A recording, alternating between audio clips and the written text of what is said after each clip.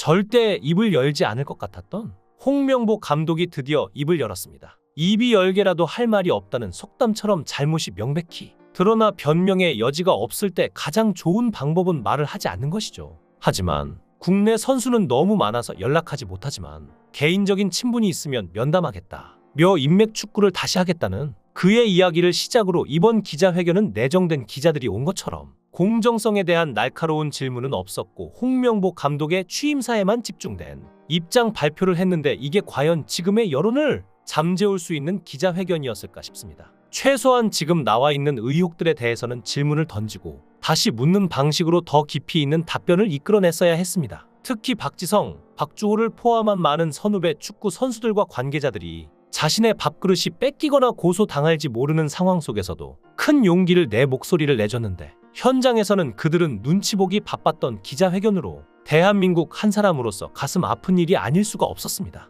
심지어 많은 분들이 이번 홍명보 감독의 기자회견을 보고 분노하는 이유는 단순히 그의 발언이나 태도에 대한 실망 때문이 아닙니다. 2014년 브라질 월드컵 당시 홍명보는 자신이 잘 아는 선수만 뽑아 경기에 투입했다가 졸전을 펼쳤다는 의미로 인맥축구라는 비판을 받았고 K리그 선수들을 자세히 알지 못해 팀에 도움이 되는 선수를 뽑지 못했다 면서도 이번에도 다른 선수를 알아보려고 노력하는 모습을 보여주지 않고 이번 기자회견에서도 국내 선수는 너무 많아서 연락하지 못하지만 개인적인 친분이 있으면 면담하겠다 는 말은 인맥축구로 하겠다는 말과 크게 다르지 않는 발언을 하는 모습을 보면 대한민국 축구를 자신만의 야망을 위해 이용하고 국민들을 속이기 위해 철저하게 계획된 것처럼 보이는 의혹들과 일부러 논란을 더 키우려고 하는 해명 없는 뻔뻔한 행동들에 깊은 배신감과 분노가 그 이면에 깔려 있습니다. 지금 국민신문고를 통해 고발당한 이임생 이사가 최종적으로 홍명보 감독을 선택했고 정몽규 대한축구협회 회장,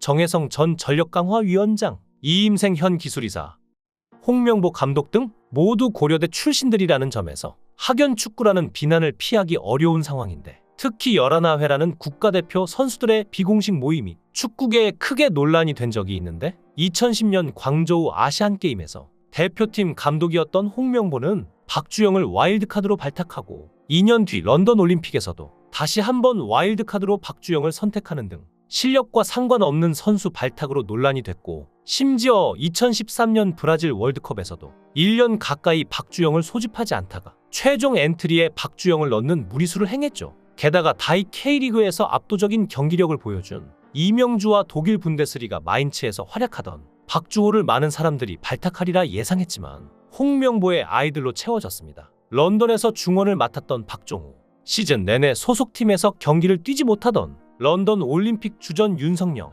해외 소속 구단에서 경기를 많이 뛰지 못하고 있는 황석호, 김창수, 지동원의 발탁은 K리그에 대한 무시, 런던의 아이들, 홍명보의 인맥 축구를 떠오르게 만들었는데요. 11회에서 진골 세력인 고려대 라인이 아직까지 핵심으로 작용하며 대한민국 축구를 망치는 대표적인 라인이며 고려대 카르텔의 수장인 정몽규가 축구협회 장악하며 결국 홍명보가 다시 국가대표 감독으로 임명되는 최악의 상황까지 벌어진 것이죠. 11회가 쫓아낸 축구 인재는 쌀딩크 박항서, 최초 4강 박종환 감독이 있습니다. 한국 축구사의 최초의 4강 신화를 쓰고 붉은 악마의 기원을 만들어낸 박종환 감독을 기억하고 계실 텐데요. 우리나라 축구 감독들 중 그야말로 가장 먼저 레전드 자리를 차지한 감독인데요. 사실 어느 순간부터 박종환 감독의 이름이 방송에서 나오지 않고 자취를 감췄고 결국 85세의 나이로 쓸쓸하게 사망했죠. 홍명보는 95년 코리아컵 대회 때 전날 새벽까지 음주가무를 즐겼고 이런 사실이 알려지자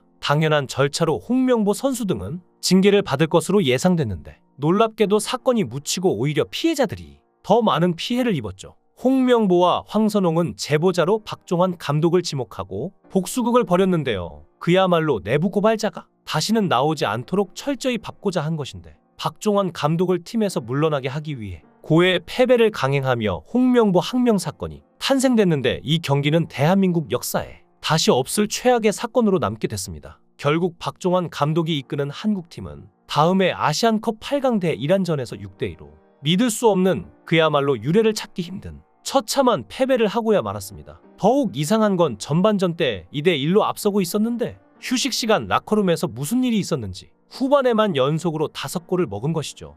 이때 홍명보나 황선홍 등 경기를 뛰었던 선수 당사자들은 부인하지만 이 사건은 축구계뿐 아니라 축구 팬들도 고해의 패배에 대한 의혹을 갖고 있으며 누가 봐도 고해의 패배라는 게 분명할 정도입니다. 1993년에 결성된 열하나회는 당시 전현직 프로선수 및 국가대표 선수 43명으로 구성된 모임인데 이 모임의 회장을 맡고 있었던 전 전남 감독은 2013년 한 매체와의 인터뷰에서 열하나회는 그냥 봉사단체라고 말한 것보다 이번 홍명보 감독의 최근 대표팀 취임사를 보면 인맥 축구에 대한 의혹을 더 가중시키는 일이었습니다. 첫 번째로 죄송합니다 라는 주제로 울산 팬들과 K리그 팬들에게 떠나지 않겠다고 했던 약속을 지키지 못한 점에 대해 깊은 책임과 사과 그리고 용서를 구하는 내용이었습니다. 그는 자신의 잘못을 인정하고 한국 축구를 대표팀 중심으로 성장시키는 것으로 보답하겠다는 의지를 밝혔지만 잘못에 대한 사과는 잘못을 인정하는 것으로 끝나야지 무언가로 보답하겠다는 식으로 끝이 났습니다. 두 번째로 홍 감독이 대표팀을 이끌며 강조할 세 가지 키워드,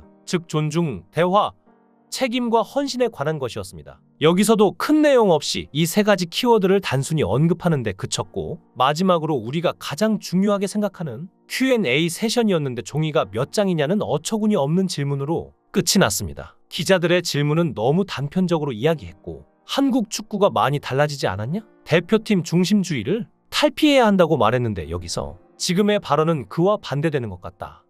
추가 질문을 했어야 했지만 무슨 약속이라도 한 듯 여기서 끝이 났습니다. 거기에 간 기자들은 국민과 팬들의 궁금증을 대신 물어봐야 하는 대리 질문자입니다. 현장에서의 기자회견은 따뜻하고 별다른 문제가 없는 것처럼 보일 수 있지만 많은 축구 팬들과 국민들은 궁금한 점이 많습니다. 이러한 간극을 좁히는 것이 기자들의 역할인데 단순히 질문을 던지는 것에 그치지 않고 추가적인 질문을 통해 명확한 답변을 이끌어내야 하지만 현장에서는 그들은 눈치 보기 바빴던 기자회견으로 대한민국 한 사람으로서 가슴 아픈 일이 아닐 수가 없었습니다. 이번 기자회견으로 홍명보 감독의 행동을 폭로한 박종원 감독이 생각나네요. 박종원 감독은 거의 10년 동안 축구계를 떠나야만 했습니다. 국내 최초 4강의 팀을 진출시킨 감독이 경기 전날 술 마신 선수들을 고발했다고 추정당했다는 이유로 축구계에서 매장당한 것입니다. 그러다 2003년 대구 FC 창단 감독으로 현장에 복귀해 2006년까지 팀을 이끌었고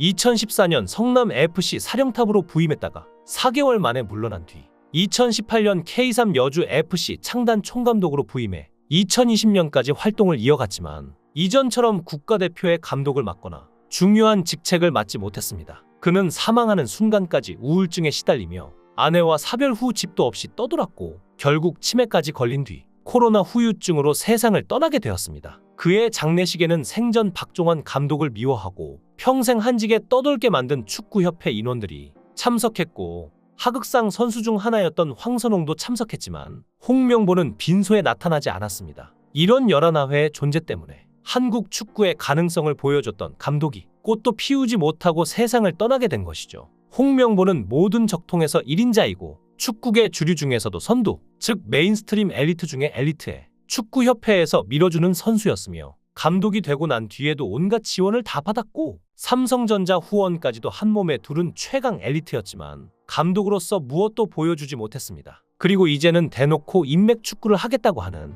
이런 사람에게 국가대표팀을 믿고 맡겨도 되는 걸까요? 인맥이 아닌 실력을 우선으로 하는 한국 축구는 국내 감독의 밑에서는 불가능한 걸까요? 안타까울 따름입니다. 열하나회 해체만이 답이 될 것 같네요. 여러분의 생각은 어떠신가요? 댓글로 여러분의 생각을 달아주시면 감사하겠습니다. 구독과 좋아요 부탁드립니다. 강산TV였습니다.